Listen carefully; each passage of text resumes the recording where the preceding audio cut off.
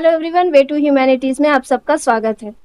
आज की वीडियो में हम रविन्द्रनाथ ठाकुर की कविता शरद सुंदरी के बहुविकल्पीय प्रश्नोत्तरों पर चर्चा करेंगे, जो कि आपके आने वाली परीक्षा के लिए अत्यंत महत्वपूर्ण है। क्लास 12 सेमेस्टर 3 हिंदी ए के बाकी सभी पाठों की व्याख्या तथा उनसे रिलेटेड इंपॉर्टेंट एमसीक्यूज आपको मेरे चैनल पर क्लास 12 सेमेस्टर 3 हिंदी ए की प्लेलिस्ट में मिल जाएगी, जिसकी लिंक मैंने डिस्क्रिप्शन में दे रखी है। तो अब हम शरद सुंदरी कविता के इंपॉर्टेंट एमसीक्यूज पर डिस्कस करते हैं।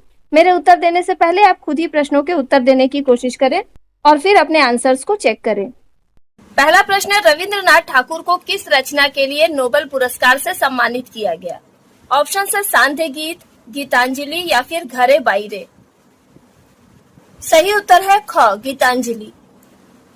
अगला प्रश्न है, शरद सुंदरी कविता रविंद्रनाथ ठाकुर के किस काव्य संग्रह से ली गई है? ऑप्शन है गीतांजलि, सोनार तारी या फिर गीताली। सही उत्तर है क, गीतांजलि। अगला प्रश्न है, शरद सुंदरी कविता का मूल रूप किस भाषा में रचित है? ऑप्शन है बंगाली, खड़ी बोली या फिर अंग्रेजी। सही उत्तर है क, बंगाली। अगला प्रश्न है, गीतांजलि का प्रकाशन किस वर्ष हुआ? ऑप्शन है 1910, 1912 या फिर 1913। सही उत्तर है क, 1910। अगला प्रश्न है, रविंद्रनाथ ठाकुर को गीतांजलि के लिए नोबेल पुरस्कार कब मिला? ऑप्शन है 1910 में, 1912 में या फिर 1913 में। सही उत्तर है ग, 1913 में। अगला प्रश्न है, जन गण मन राष्ट्रगान के रचयिता कौन है? ऑप्शन है बंकिम चंद्र चटर्जी, अवनींद्रनाथ ठाकुर या फिर रविंद्रनाथ ठाकुर। सही उत्तर है ग, रविंद्रनाथ ठाकुर। अगला प्रश्न है, शरद सुंदरी में कौन सा अलंकार है? ऑप्शन है उपमा अलंकार, रूपक अलंकार या फिर मानवीकरण अलंकार। सही उत्तर है ग, मानवीकरण अलंकार। अगला प्रश्न, गुच्छ कांस का किया विनिर्मित पंक्ति में किस ऋतु का वर्णन हुआ है? ऑप्शन है बसंत ऋतु, शरद ऋतु या फिर शिशिर ऋतु। सही उत्तर है ख, शरद ऋतु। अगला प्रश्न है, शरद सुंदरी कविता का अनुवाद किस भाषा में हुआ है? ऑप्शन है मैथिली, अवधी या फिर परिनिष्ठित खड़ी बोली या तत्सम प्रधान खड़ी बोली। सही उत्तर है ग, परिनिष्ठित खड़ी बोली। इसे तत्सम प्रधान खड़ी बोली भी कहते हैं। अगला प्रश्न है, प्रकृति ने शरद सुंदरी के लिए किन फूलों का हार बनाया है?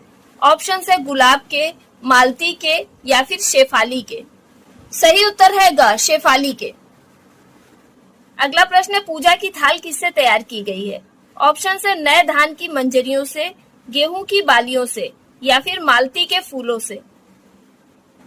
सही उत्तर है क, नए धान की मंजरियों से। अगला प्रश्न है, पूजा की थाल किसके स्वागत के लिए तैयार की गई है? ऑप्शन है बसंत रजनी के, संध्या सुंदरी के या फिर शरद सुंदरी के। सही उत्तर है ग, शरद सुंदरी के। अगला प्रश्न है, कवि ने शरद ऋतु का किस रूप में मानवीकरण किया है? ऑप्शन है सुंदर दुल्हन, सुंदर अप्सरा या फिर सुंदर स्त्री अथवा देवी। सही उत्तर है ग, सुंदर स्त्री अथवा देवी। अगला प्रश्न है, कवि गुरु रविंद्रनाथ ठाकुर ने किसके स्वागत की तैयारी की है? ऑप्शन है बसंत रजनी के, एक सुंदर नायिका के या फिर शरद सुंदरी के।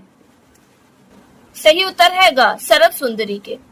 अगला प्रश्न है, शरद सुंदरी के स्वागत के लिए प्रकृति ने किसका गुच्छा तैयार किया है? ऑप्शन है कांस का, धान का या फिर शेफाली के फूलों का।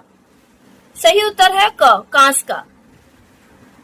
अगला प्रश्न है, कवि शरद सुंदरी को किस पर सवार होकर आने के लिए कहते हैं? ऑप्शन है सोने के रथ पर, चांदी के रथ पर या फिर सफेद बादलों के रथ पर। सही उत्तर है ग, सफेद बादलों के रथ पर। अगला प्रश्न है, कवि किस पर बलिहारी है? ऑप्शन है कमल के फूलों पर, मालती के फूलों पर या फिर शरद सुंदरी पर। सही उत्तर है ग, शरद सुंदरी पर। अगला प्रश्न है, नीलपंथ किसे कहा गया है? ऑप्शन है नीला रास्ता, नीला आकाश मार्ग या फिर नीला वस्त्र। सही उत्तर है ख, नीला आकाश मार्ग। अगला प्रश्न है, कमल के फूल किससे भीगे हुए हैं? ऑप्शन है बारिश की बूंदों से, तालाब के जल से या फिर शिशिर ओस की बूंदों से। सही उत्तर है ग, शिशिर या ठंडी ओस की बूंदों से। अगला प्रश्न है, शरद ऋतु में नीलपंथ यानी आकाश मार्ग को कैसा बताया गया है? ऑप्शन है बादलों से युक्त, स्वच्छ अथवा निर्मल, या फिर कुहासे से भरा हुआ। सही उत्तर है ख, स्वच्छ अथवा निर्मल।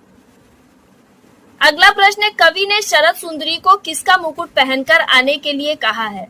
ऑप्शन है मालती के फूलों का, कमल के फूलों का, या फिर कांस के फूलों का। सही उत्तर है ख, कमल के फूलों का। अगला प्रश्न है, कवि ने शरद सुंदरी को वन प्रदेशों में क्या भर देने के लिए कहा है? ऑप्शन है नई आशा, नया संगीत, या फिर नव यौवन। सही उत्तर है ग, नव यौवन। अगला प्रश्न है, शरद सुंदरी के आने की राह कौन देख रहा है?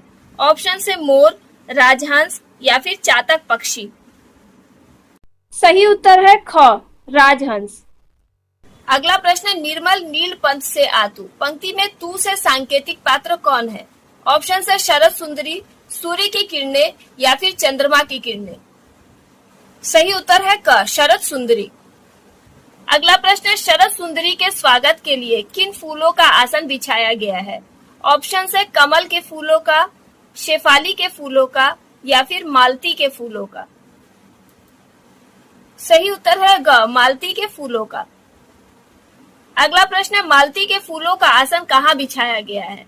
ऑप्शन है गंगा नदी के किनारे, वन प्रदेशों में, या फिर सघन कुंजों के बीच।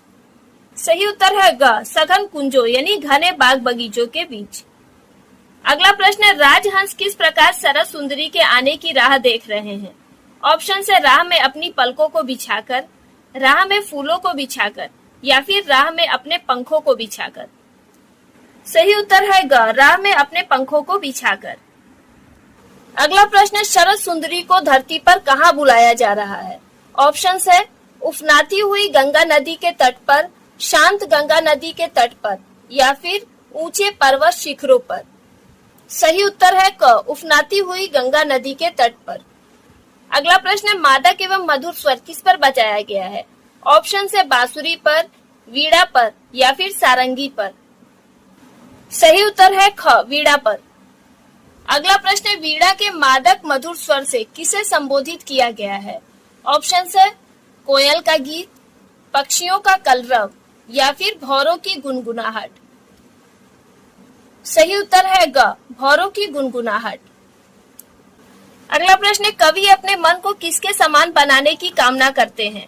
ऑप्शन है सोने के समान, पारस के समान, या फिर हीरे के समान। सही उत्तर है ख, पारस के समान। अगला प्रश्न है, कवि गुरु अपने मन को किसके माध्यम से पारस के समान बना देना चाहते हैं? ऑप्शन है शरद सुंदरी की अलकों की कृपा कोड से, शरद सुंदरी के दर्शन से, या फिर शरद सुंदरी के स्वागत से। सही उत्तर है क, शरद सुंदरी की अलकों की कृपा कोड से।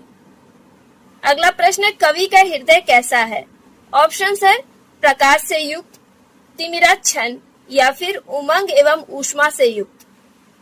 सही उत्तर है ख, तिमिराच्छन्न यानी अंधकार से युक्त। अगला प्रश्न है, कवि अपने तिमिराच्छन्न हृदय में क्या भर देना चाहते हैं? ऑप्शन है ज्ञान का प्रकाश, नव ज्योति एवं ऊष्मा, या फिर भौतिक सुख एवं समृद्धि। सही उत्तर है ख, नव ज्योति एवं ऊष्मा। और अब अंतिम प्रश्न, कवि अपने हृदय में नव ज्योति एवं ऊष्मा भरने के लिए किससे प्रार्थना कर रहे हैं? ऑप्शन है ईश्वर से, शरद सुंदरी से, या फिर देवी सरस्वती से। सही उत्तर है ख, शरद सुंदरी से। तो यहीं पर रविंद्रनाथ ठाकुर की कविता शरद सुंदरी के इम्पोर्टेंट एमसीक्यूज खत्म होते हैं। इस वीडियो के माध्यम से आपने कितने मार्क्स स्कोर किए ये मुझे कमेंट करके बताएं। वीडियो पसंद आई हो तो इसे लाइक करें और अपने दोस्तों के साथ शेयर करें। मिलते हैं अगली वीडियो में नए चैप्टर के साथ।